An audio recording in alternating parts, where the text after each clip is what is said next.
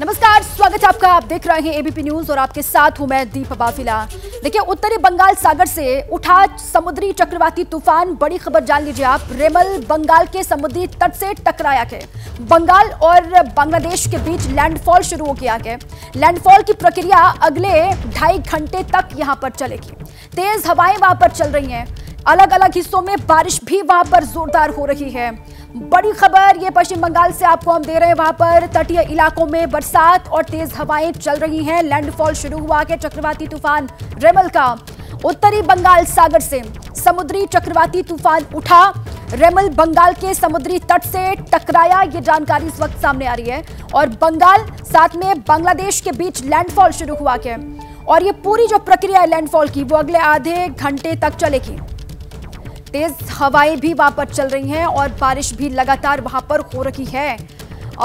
NDRF की 14 टीमें वहां पर कहा जा रहा है जो अलग अलग तटीय इलाकों में तैनात हैं। और सीधे मनोज्ञा लोईवाल मेरे साथ जुड़ चुकी हैं। ग्राउंड पर आपको लिए चलते हैं, अभी क्या जानकारी उनके पास है। और पुरुषोत्तम भी हमारे साथ जुड़े हुए कोलकाता से। सबसे पहले मनोज्ञा, वहां पर आप जहां पर मौजूद है वहां की स्थिति बताइए और क्या जानकारी। मैं दीघा में हूँ इस समय और समुद्र अपने प्रकोप पर है, या ये कहूँ कि अभी लो टाइड होनी चाहिए थी, लेकिन उसके बावजूद जिस तरह से उफान पर है समुद्र, वो देखते ही बनता है। अंधेरा है तो मैं आपको सिर्फ लहरों की यहाँ पर गंभीरता, उनकी गहराई और उसके साथ उनकी बढ़ती हुई ऊंचाई और उनकी गर्जना सब एक साथ दिखा सकती हूँ और समझा सकती हूँ कि बारिश भले ही कम हो रही हो या तेज हो रही हो, उसके साथ साथ मौसम बदल चुका है। पिछले 12 घंटे से लगातार बारिश हो रही है, तेज हवाएं चल रही है। लैंडफॉल जहाँ हुआ है वहां पर करीब 135 से 135 किलोमीटर की रफ्तार से हवाएं चल रही हैं। बारिश कभी एकदम तेज हो जाती है, कभी एकदम धीमे हो जाती है और यही पहचान होती है चक्रवात के लैंडफॉल हो जाने, क्योंकि लैंडफॉल के साथ साथ लगातार करीब 3 से 4 घंटे तक ये प्रक्रिया जारी रहती है। अगर हम अपने व्यूअर्स को एक्सप्लेन करें तो चक्रवात के लैंडफॉल का मतलब ये होता है, क्योंकि चक्र के शेप में होता है और उसके साथ हवाएं घूम कर आती हैं, तो वो करीब 6 किलोमीटर प्रति घंटे की रफ्तार से चलने वाली हवाएं काफी देर तक, करीब 120 से 140 किलोमीटर की रफ्तार से जब आती हैं तो तबाही का मंजर भी बन जाती हैं। इस बार हवाओं का वेग और तेज कंपैरेटिवली बाकी साइक्लोन से थोड़ा कम बताया जा रहा है, जिससे लगभग क्षति कम होगी। तो वहीं दूसरी ओर पश्चिम बंगाल सरकार और वर्तमान में यहाँ पर दक्षिण 24 परगना, बिल्कुल मनोज्ञा, 120 से 140 किलोमीटर प्रति घंटे की रफ्तार से हवाएं जब चलती हैं तो इस तरीके से वहां पर अब अलर्ट में भी तमाम टीमें हैं। लेकिन राज्य सरकार ने जो संभावित परिणाम है इस चक्रवाती तूफान के, उससे निपटने के लिए क्या तैयारियां की हैं, इसको लेकर भी जानकारी आप साझा कीजिए।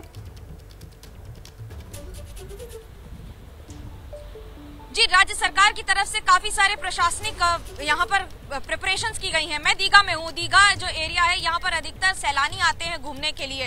रात को भी ऐसे कई लोग हैं जो सिर्फ ये देखने आ रहे हैं कि समुद्र में लहरें कितनी ऊंची उठ रही हैं। कल्पना कीजिए कि लगातार रात भर 12 घंटे से यहाँ पर अभी सुबह 6 बजे तक पुलिस को, स्थानीय प्रशासन को इसी तरह से पूरे बीच पर तैनात रहना पड़ेगा। और ये इसलिए ये ध्यान में रखते हुए कि कोई भी सैलानी इस समय इस इलाके में ना आ जाए। बहुत लोग आ रहे हैं, परिवार के साथ आ रहे हैं, देखना चाहते हैं कि बारिश कितनी तेज हो रही है। लाजमी है, टीवी पर कवरेज देख रहे हैं तो प्रशासन के लिए ये चुनौती ज्यादा हो जाती है। दूसरी बड़ी बात कि क्योंकि हवा तेज चलती है, ऐसे में हवाओं के चलने की वजह से कई इलाकों में बालू और कोस्टल इलाकों में तो बालू, पत्थर या आसपास जो भी सामान होता है वो उसके परखच्चे भी उड़ जाते हैं। कई बार कोलकाता में कई जगह होर्डिंग्स गिरी हैं, दक्षिण 24 परगना में बिल्कुल ठीक है मनोज्ञा, असर दिखाई दे रहा है वहां पर, कहीं पर हल्की तो कहीं पर जोरदार बारिश हो रही है, ऐसी जानकारी आप दे रहे हैं। और राज्य सरकार ने भी सभी लोगों से कहा है कि आप अलर्ट रहें। तटीय इलाकों से सभी लोग जो वहां पर थे उनको हटा लिया गया है। पुरुषोत्तम का भी रुख कर लेते हैं। पुरुषोत्तम, आप कहां पर मौजूद हैं और वहां की तस्वीर क्या दिखाएंगे आप देख सकते हैं कि अभी तेज हवा चल रहा है यहाँ पे और बहुत धुआंधार बारिश हो रहा है पूरे कलकत्ता में। जैसे कि हम आपको बता दें कि आज दोपहर से ही बिल्कुल हवा का रुख बदल चुका है, पूरा एरिया बदल चुका है धीरे धीरे। और मौसम का हाल अभी कैसा है आप देख ही सकते हैं, बहुत धुआंधार बारिश हो रहा है। अभी तो रेमल का लैंडफॉल का जो प्रक्रिया है वो शुरू हो चुका है और इसी के बीच पश्चिम बंगाल के जो कोस्टल एरिया है उस कोस्टल एरिया में हवा का बहाव रहेगा। 135 किलोमीटर पर आवर। और अगर हम कलकत्ता के बात करें और कलकत्ता के नज़दीक में और भी जो 2-3 ज़िले हैं वहाँ पे हवा का बहाव रहेगा 70 से 90 किलोमीटर पर आवर। तो इसी के चलते कोलकाता कॉरपोरेशन ने सारी कोलकाता में बहुत सारे जो छोटे छोटे इलाके हैं और सारे बोरोज में सुरक्षा कर्मियों को तैनात करके रखे हैं। अगर कहीं पे भी बड़ा पेड़ गिर जाए, रोड ब्लॉकेज हो जाए और इलेक्ट्रिक के जो वायर्स है, अगर वायर टूट जाए, इलेक्ट्रिक का कोई प्रॉब्लम आ जाए, तो उस सिचुएशन को जल्द से जल्द संभालने के लिए जितना भी मुमकिन कोशिश हो सके कोलकाता कॉरपोरेशन वो प्रयास करने के लिए बिल्कुल तैयार है। वो बहुत सारे बहुत सारे छोटे छोटे क्विक रिस्पांस जो नुकसान ज्यादा ना हो इसकी पूरी कोशिश भी वहां पर की गई है, इसकी तैयारी वहां पर है और कोई अनहोनी वहां पर ना हो पाए इसको लेकर भी राज्य सरकार की तैयारी पुख्ता वहां पर है। तमाम टीमें वहां पर लगी हुई हैं अलग अलग हिस्सों में। देखिए पीएम मोदी की भी तूफान पर लगातार नजर है। दिल्ली में पीएम मोदी ने समीक्षा बैठक की और बैठक में उन्होंने तूफान से निपटने की तैयारियों की जानकारी वहां पर ली। ये दो तस्वीर आपको हम दिखा रहे हैं। एक तो बंगाल में तूफान का असर मेरे दो सहयोगी मनोज्ञा और पुरुषोत्तम आपको दिखाई रहे हैं और ये दूसरी तस्वीर पीएम मोदी ने दिल्ली में समीक्षा बैठक की है। तूफान का कितना असर वहां पर इस वक्त हो रहा है, कितना असर हो सकता है, इसको लेकर पीएम मोदी ने अधिकारियों के साथ में बैठक की है, समीक्षा बैठक की। दो तस्वीर उसी की आपको हम दिखा रहे हैं। सीधे एक बार फिर से मनोज्ञा का रुख कर लेते हैं। एक और चक्रवाती तूफान का असर दिखाई दे रहा है बंगाल में, बारिश वहां पर। मनोज्ञा लगातार आपको जानकारी भी दे रही है, अपडेट कर रही है। और दूसरी ओर मनोज्ञा, दिल्ली से पीएम मोदी की भी नजर है, उन्होंने भी समीक्षा बैठक की है। जैसे कि राज्य सरकार ने कहा है कि हम हर हालात से निपटने के लिए तैयार हैं और पीएम मोदी की पल पल की नजर वहां की हर हरकत पर बनी हुई है। देखिए ये बात सच है कि प्रधानमंत्री नरेंद्र मोदी किसी भी प्राकृतिक आपदा में अपने पर्सनल इंटरेस्ट और लगातार निगरानी रखते हैं। उनकी टीम भी करती है, उसके साथ केंद्रीय एजेंसियां भी करती हैं। एनडीआरएफ से लेकर ऐसी बहुत सारी एजेंसीज हैं जिसका इसमें लगातार इसमें इन्वॉल्वमेंट रहता है, काम रहता है। लेकिन ये प्रशासन, राज्य प्रशासन और केंद्र के दोनों के लिए बात हो जाती है और उन दोनों के लिए चुनौती हो जाती है, खासतौर से इस तरह के मसले। क्योंकि एक और जहां सुंदरबन है, आपको ये समझना होगा कि दूसरी ओर बांग्लादेश भी है। क्षति सिर्फ भारत में नहीं है, क्षति बांग्लादेश में भी है, लेकिन क्षति का सबसे ज्यादा अनुमान भारत को पता होना चाहिए। ऐसे में प्रधानमंत्री नरेंद्र मोदी इससे पहले भी जितने साइक्लोन आए हैं उसमें तो उन्होंने खुद दौरे भी किए हैं कई। अभी चुनाव का माहौल है, उनका 28 को यहाँ पर रोड शो भी होना है। लेकिन इसके अलावा अगर मैं ये कहूँ कि लगातार निगरानी हो रही है, उनकी मॉनिटरिंग हो रही है और बातचीत हो रही है और उसके साथ रिसोर्स मैनेजमेंट पर भी पूरी मुस्तैदी से तैनात किया जा रहा है। अब ये देखिए, मैं आपसे जो भी बता रही थी कि हवा कैसे एकदम से पलट जाती है, हवा कैसे एकदम से बदल जाती है। कभी कभी आपको एकदम से लगेगा कि हवा रुक रही है और कभी एकदम से लगेगा तूफान इतनी तेज आ रहा है कि खड़ा रहना मुश्किल हो जाएगा। कभी कभी आपको बारिश धीरे हो जाएगी तो एकदम से तेज हो जाएगी और 120-135 किलोमीटर की रफ्तार से लगातार हवाएं चल रही हैं। समुद्र में सामान्य तौर पर इस समय लो टाइड होता है। मैं ये इसलिए बता रही हूँ क्योंकि इसका मतलब ये होता है कि यहाँ से करीब 8 मीटर दूर आपको लहरें दिखनी चाहिए और इतनी ऊंची लहरें दिखनी ही नहीं चाहिए। लेकिन ऐसा है कि इस समय उफान पर है समुद्र। जितनी तेज हवा आपको सुनाई दे रही है उससे कई गुना ज्यादा यहाँ पर गूंज रही है और ये हवाएं बता रही हैं कि साइक्लोन का लैंडफॉल भी हो गया है और उसके साथ अगले कुछ घंटे लगातार ये चक्रवात अपना कहर बरपाता रहेगा, खास तौर से उन इलाकों में। ये बात समझनी होगी कि दक्षिण 24 परगना में सुंदरबन का इलाका घना जंगल और उसी तरह से आबादी दोनों का मिश्रण है। चुनौतियां इसलिए ज्यादा हो जाती हैं क्योंकि छोटे छोटे रिवुलेट्स हैं। ऐसे में अगर तबाही एक जगह से दूसरी जगह हुई है, लोगों को सुरक्षित रखा गया है, रात का समय है और अगर कुछ आपको उड़कर आकर ऊपर से लग जाए, कई जगह एस्बेस्टोस शीट उड़कर आके आ जाके लग जाती है, लोगों को नुकसान हो जाता है, भले ही वो शेल्टर्स में हो या फिर बाकी सारे सुरक्षित इलाकों में हो। तो ऐसे में प्रकृति के सामने मनुष्य किस तरह से मैं ये कहूँ कि अपनी सिर्फ मुस्तैदी और तैयारी दिखा सकता है, लेकिन प्रकृति के प्रकोप से बचना कई बार मुश्किल हो जाता है। हालांकि तैयारियां इस बार पूरी हैं। तैयारियां पूरी की गई हैं, रेड अलर्ट भी वहां पर जारी है, इसीलिए लोगों से भी कहा गया है कि आप बेवजह ना निकलें और अलग अलग हिस्सों में रेड अलर्ट तो जारी है ही। दीघा से मनोज्ञा आपको जानकारी दे रही है, लेकिन एक बार फिर से कोलकाता आपको लिए चलते हैं। पुरुषोत्तम वहां से आपको अपडेट कर रहे हैं। पुरुषोत्तम, ये लैंडफॉल का असर कितने वक्त तक दिखाई देगा, कितने घंटे तक चलेगा, क्या जानकारी है? देखिए, लैंडफॉल होने के बाद हवा का जो रुख है, हवा का जो रफ्तार है वो करीबन 5 से 6 घंटे तक रहेगा, ये ऐसा ही बताया जा रहा है मौसम विभाग की तरफ से। और इसी के चलते कोलकाता में भी अब लग रहा है कि हाँ लैंडफॉल हो चुका है, हवा का बहुत ही तेज़ रुख है और धुआंधार बारिश हो रहा है चारों तरफ।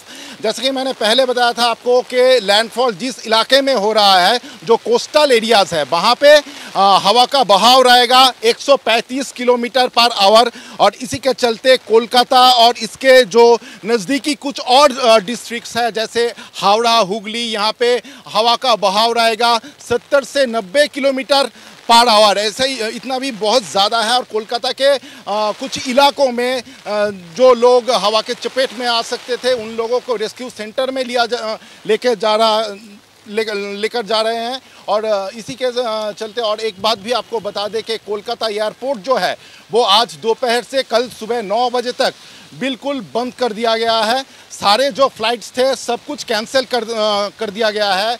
और आज दोपहर से कोलकाता के हावड़ा और स्टैंड रोड के बीच में गंगा में जो फेरी सर्विस था वो बिल्कुल बंद करके रखा गया है। जब तक ना ये मौसम सुधरे तब तक वो फेरी सर्विस बंद रहेगा। और मंडे को सुबह 9 बजे के बाद ही कोलकाता विमानबंदर, कोलकाता एयरपोर्ट से फ्लाइट्स वगैरह का जो रूटीन था वो फिर से लिक्विडेट होगा, ऐसे ही कुछ बताया जा रहा है। लेकिन अभी लग रहा है कि ये जो हवा का बहाव है ये बहुत ही तेज़ होता जा रहा है और धुआंधार बारिश चल रहा है पूरी कोलकाता में। और सिचुएशन जो है, सिचुएशन को कंट्रोल में रखने के लिए कोलकाता कॉरपोरेशन ने सारे बोरोज़ में, सारे वार्ड्स में बहुत सारे छोटे छोटे क्विक रिस्पांस टीम भेज दिए हैं। वो लोग निगरानी रख रहे हैं कि कहीं पे भी बड़ा पेड़ जो है वो गिर के रोड ब्लॉकेज ना हो जाए। अगर हो भी जाए तो जल्द से जल्द उस सिचुएशन का मुकाबला किया जा सके। बिल्कुल ठीक है पुरुषोत्तम, हर समस्या को तुरंत ही उसका समाधान भी निकाला जा सके, लोगों को परेशानी का सामना ना करना पड़े, इसको लेकर भी तैयारियां वहां पर पुख्ता की गई हैं। देखिए मनोज्ञा और पुरुषोत्तम लगातार बने हुए। अब हम आपको दिखा रहे हैं कि रेमल तूफान किस तरह से आगे बढ़ रहा है। ये ग्राफिक्स के जरिए आप समझेंगे कि कैसे कैसे ये लगातार आगे बढ़ रहा है। देखिए सबसे पहले बंगाल की खाड़ी से तूफान जो उठा वो पश्चिम बंगाल की ओर आगे बढ़ा।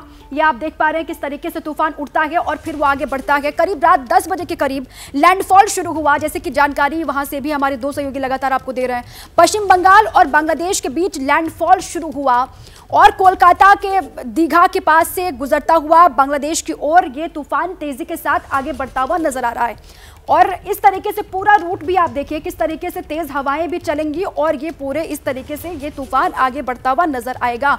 मनोज्ञा का एक बार फिर से रुख कर लेते हैं। मनोज्ञा, इससे पहले भी कई तूफानों का सामना पश्चिम बंगाल ने किया है। अब क्या क्या तैयारियां पहले की जाती हैं, क्या क्या तैयारियां इस वक्त वहां पर चल रही होंगी? और जो तटीय इलाकों के लोग रहते हैं तटीय इलाकों में, उनको तो पहले ही कोशिश ये रहती है कि बहुत बड़ी संख्या में लोगों को सुरक्षित जगहों पर पहुंचा लिया जाए, वहां से हटा दिया जाए। देखिए आपको एक बात बता दूं, 2002 से लेकर अभी तक पिछले 22 वर्षों में जितने भी साइक्लोन आए हैं मैंने लगभग हर साइक्लोन कवर किया है, वो बंगाल में हो, चाहे उड़ीसा में हो या फिर आसपास के इलाके में हो।